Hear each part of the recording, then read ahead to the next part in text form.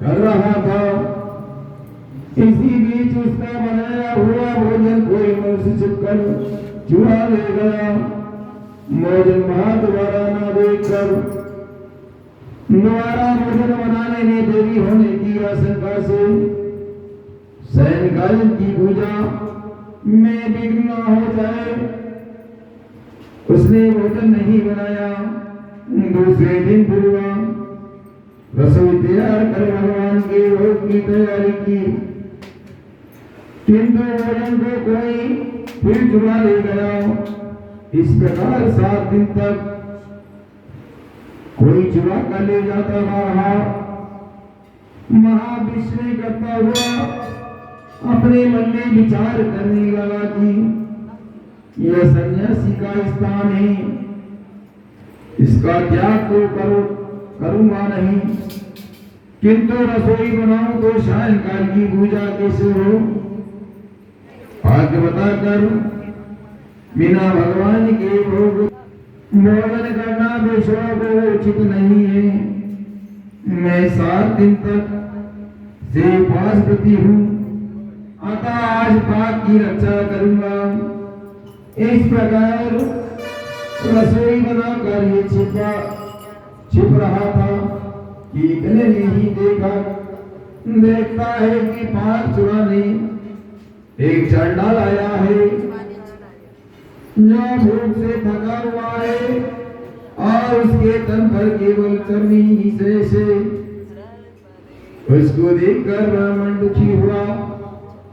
उसे भोजन ले जाते देखकर ब्राह्मण बोला, ठहर जाओ, सूखा क्यों खाता है, ये भी ले जाओ और चुपड़ कर खा ले। ऐसा कहते हुए मार कराते ब्राह्मण को देखकर डर से चांडाल बोला और रास्ते में गिर पड़ा, उसे मूर्छित आ गई। ब्राह्मण मूर्छित चांडाल की अपने वस्त्रों से हवा करने लगा। सब चांडाल उठकर खड़ा हुआ तो विष्णुदत्त ने उसे शंख चक्र गदा पद्मधारी नारायण के रूप में देखा। पीतांबरधारी 4 भुजाओं से एक छाती में लक्ष्मी का चिन्ह, किरकिट पहने हुए असली के फूल के समान प्रकाशमान गौतम मणि सहित उसे देख स्वाति भावों से एक ब्राह्मण उसको देखकर स्तुति और नमस्कार करना चाहता था।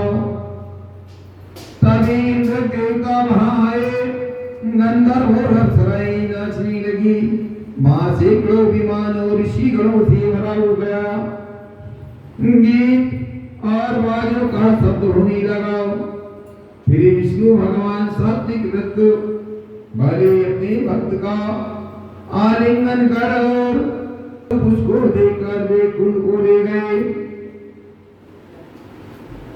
सुंदर विमान में बैठे हुए विष्णु के समीप जाते हुए विष्णु की दीक्षा युक्त चौल राजा ने दिया देखा तो उसको वैकुंठ लोक को जाते हुए देखकर अपने गुरु मृदुल को बुलाकर चौल बोला, जिनकी सदा से मैंने यह दान किया है, विष्णु रूप धारण करके वैकुंठ को जा रहा है।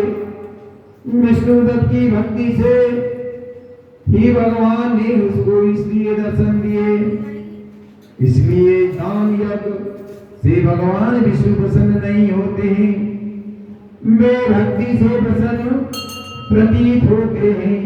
गण बोले, तब राजा ने अपने भांजा गद्दी पर बैठाया और वह बचपन से ही यज्ञ की दीक्षा में रहा था।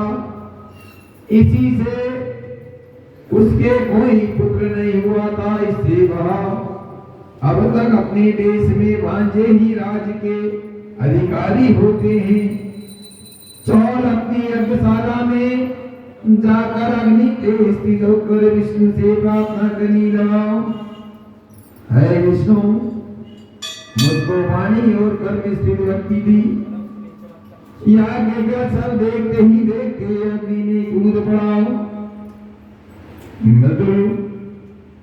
मंगल एक कोप से अपनी शिका उखाड़ कर उस अग्नि में डाली।